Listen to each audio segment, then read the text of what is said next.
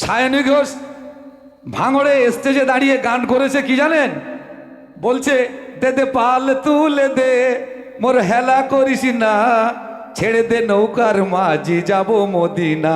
আর আমি কি বলেছি শুনেছেন?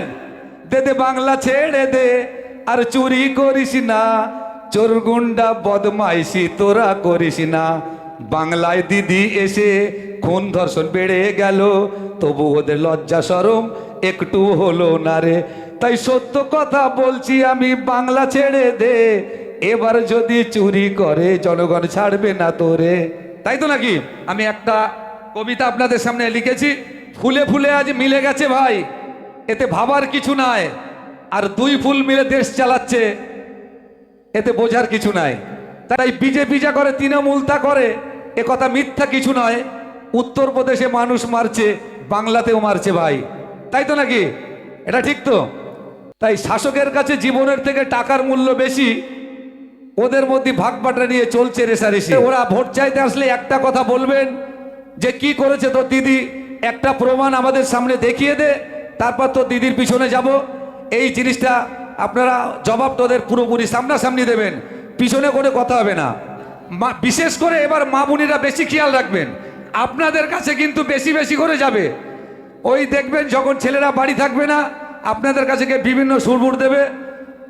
এই দিক দিয়ে আপনারা খেয়াল রাখবেন। আর আমাদের ভাইজান সত্যি সত্যি একটা ভালো নেতা, আমরা তপস্যা করে পেয়েছি, সাধনা করে আমরা পেয়েছি। এই দিকটা খেয়াল রেখে আপনারা কাজ করবেন, আমরা ভাইজানের পিছনে এগিয়ে যাব। আর একটা বিষয়টা হলো এই, যেটা প্রথমে বলছিলাম, লক্ষ্মীর ভাণ্ডার নিয়ে মা বোনেদের কাছে কিন্তু ওরা বারবার আসবে যে তোমাদেরকে লক্ষ্মীর ভাণ্ডার কিন্তু আমাদের ভোট না দিলে বন্ধ করে দেবো।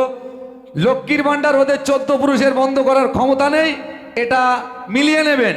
যদি কারোর বন্ধ হয়ে থাকে আমাদের সঙ্গে যোগাযোগ করবেন, কিভাবে চালু করতে হয় তার মেশিন আমাদের কাছে আছে।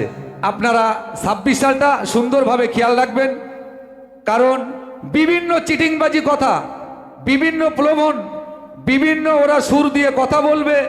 দেখবেন পুরুষ বেটা ছেলেরা যখন বাড়ি থাকবে না, তখন ওরা আপনাদের কাছে এসে বিভিন্নভাবে সুরবুর করবে। বিশেষ করে মা বোনেদের কাছে বেশি যাবে ওরা, যে দিদি তোমার লক্ষ্মীর ভাণ্ডার দিচ্ছে। একটা প্রশ্ন করবেন, দিদির কি বাপের ঘর থেকে লক্ষ্মীর ভাণ্ডার দিচ্ছে? আমাদের ইনকাম নিয়ে আমাদের ট্যাক্সের টাকা আমাদেরকে ফেরত দিচ্ছে। এইটা একটু ওদের কাছে জবাবটা আপনারা দেবেন। এই জবাবটা দিতে পারলে বিরাট বড় একটা কাজ হবে। কেন এত সুন্দর নেতা, এত সুন্দর নেতা আমার মনে হয় 20-50 বছরে আমরা খুঁজে পাইনি, যে এত পবিত্রতা, সততা, সত্যবাদী এত সুন্দর নেতা আমরা আজও পর্যন্ত খুঁজে পাইনি। তাই আপনাদের অনুরোধ, এই নেতার দিকে একটু খেয়াল করে আপনারা 26 সালটা দেখবেন। আজকের এই আমতায় আনিস খান, তাকে ছাদ থেকে ঠেলে ফেলে দে, তাকে মারা হয়েছে, তার একটা বিচার হলো না। এই আমাদের বাংলায় দিদির কালচার। এবং আরজিকার হাসপাতালে আমাদের মৌমিতা, তাকে নৃশংসভাবে রেপ করে তাকে মার্ডার করেছে, কোনো রকম তার বিচার কিছু হলো না।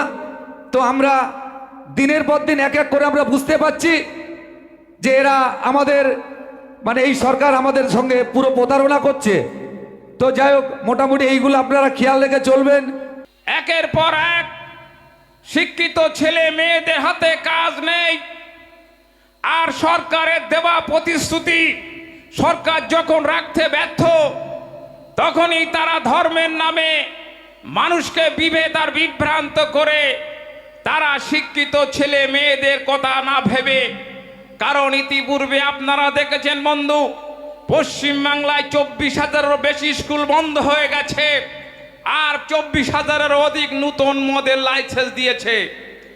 আমরা বারবার বলেছি বন্ধু, মোরা ভারতবর্ষে শিক্ষা জাতির মেরুদণ্ড, আর বর্তমানের কেন্দ্র সরকার এবং রাজ্য সরকার দুটো সরকারই ভাবছে যে মদ আর মদের দোকান আর মাতালরাই আমাদের সমাজের মেরুদণ্ড। আমরা ধিক্কার জানাই সরকারি এই মানসিকতাকে, তাদের এই পরিকল্পনাকে। কারণ আপনারা দেখছেন বন্ধু, আমরা ভারতবর্ষে বলতাম মোরা এক বিন্দে দুটি কুসুম, হিন্দু মুসলমান, মুসলিম তার নয়ন মনে, হিন্দু তাহার প্রাণ। অথচ আমরা দেখছি বন্ধু, বাংলা ভাষার বলার কারণে বিভিন্ন রাজ্যে আমার বাঙালি শ্রমিকরা তারা রাজ্যে যখন কাজ নেই, উড়িষ্যাতে, গুজরাটে, উত্তরপ্রদেশে তারা কাজের সন্ধানে গিয়ে লাশ হয়ে ফিরছে।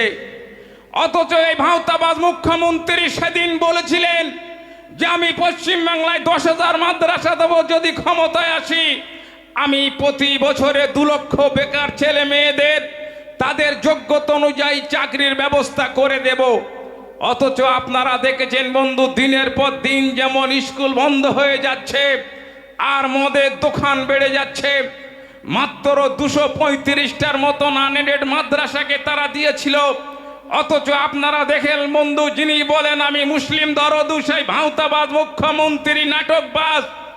আমরা বলি বন্ধু তিনি ডাইনি, কারণ আমরা বারবার বলেছি বন্ধু যে শিক্ষা যখন ভিক্ষা করে মূর্খরা চালাবে দেশ, তখনই শুরু হবে কাঠমানিয়ার তোলাবাজির পরিবেশ।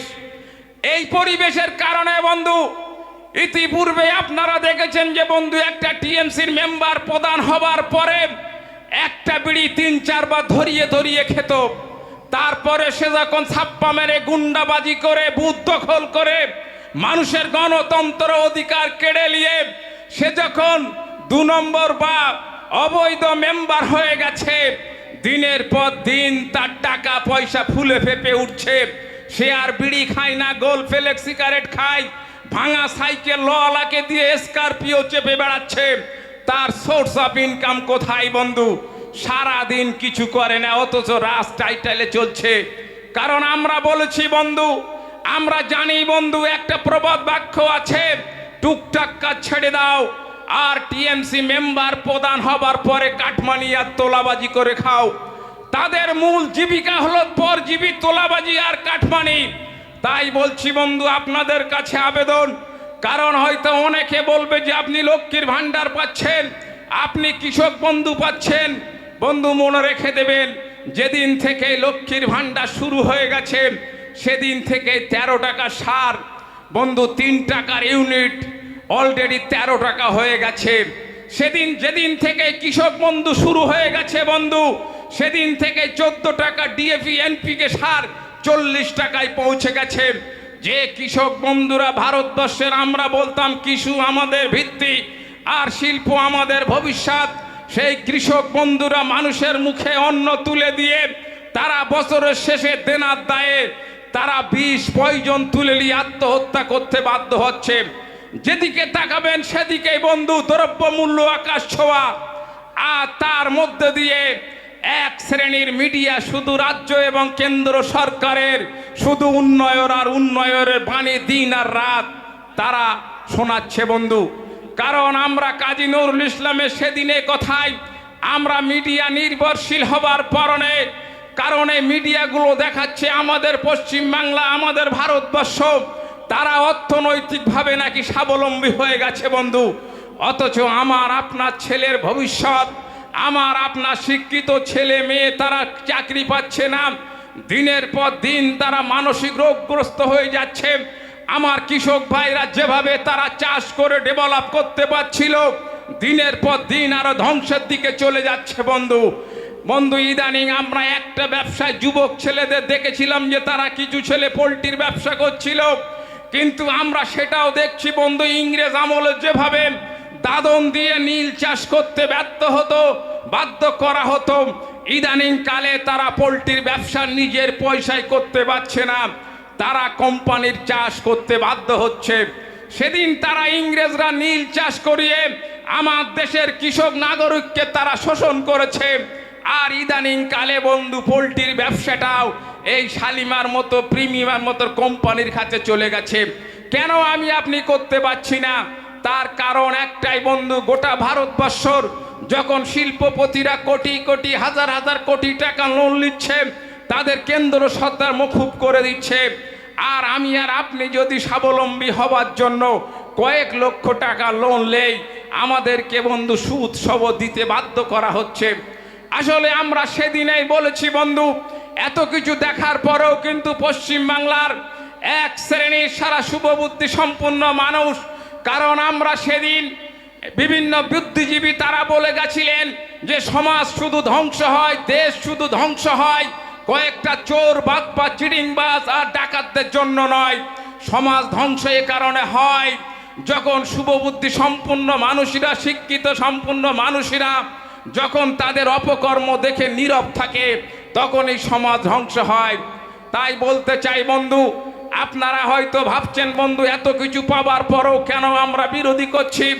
আমরা বিরোধী করছি না বন্ধু, আমরা সরকারের যে কাজ, সরকারের মূল কাজ শিল্প কল কারখানা, সবার হাতে কাজ, সবার হাতে পেটে ভাত, স্বাস্থ্য ব্যবস্থা, দিনের পর দিন মানুষ যেভাবে গোটা ভারতবর্ষকে, পশ্চিমবাংলাকে যেভাবে ঘৃণা ভাষণ দিয়ে তারা ধর্মের নামে মানুষের মধ্যে বিভেদ আর দাঙ্গা বাঁধাতে চাইছে, অথচ তার বিরুদ্ধে আমাদের রাজ্য সরকারের কোনো ভূমিকা নেই। আমরা বলেছিলাম কেন বন্ধু এত চুরি বাটপাড়ি করছে তবুও কেন্দ্রের সরকার ব্যবস্থা নিচ্ছে না। তার একটাই কারণ বন্ধু, আমরা বলেছি আকাশ ঘিরে অশুভ মেঘ করেছে, শান্তির সূর্য গাছে পাটে, পিসি ভাইপোর সেডিং আছে মোদি আর অমিত শাহের সাথে। এই সেডিং থাকার কারণে বন্ধু এত চুরি বাটপাড়ি চিটিংবাজি সারদা নারদা থেকে শুরু করে চাকরি চোর কয়লা চোর, তারপরেও তারা ছাড় পেয়ে যাচ্ছে। আপনাদের কাছে আবেদন বন্ধু, 26-এ নির্বাচনে আপনারা সৎ মানুষকে নির্বাচিত করুন।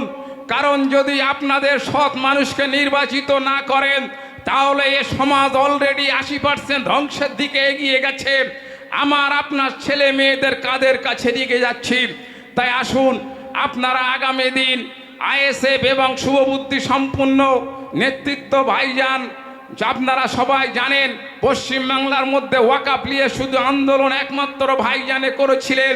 তাই আসুন তার হাতকে শক্ত করতে আইএসএফকে আগামী দিন বিপুল ভোটে জয়যুক্ত করার জন্য, সমর্থন রাখার জন্য সবার কাছে আহ্বান রেখে আমি আমার সংক্ষিপ্ত বক্তব্য শেষ করলাম। ইনকিলাব জিন্দাবাদ, আইএসএফ জিন্দাবাদ, নওশাদ ভাইজান জিন্দাবাদ। অসংখ্য ধন্যবাদ ভাইকে।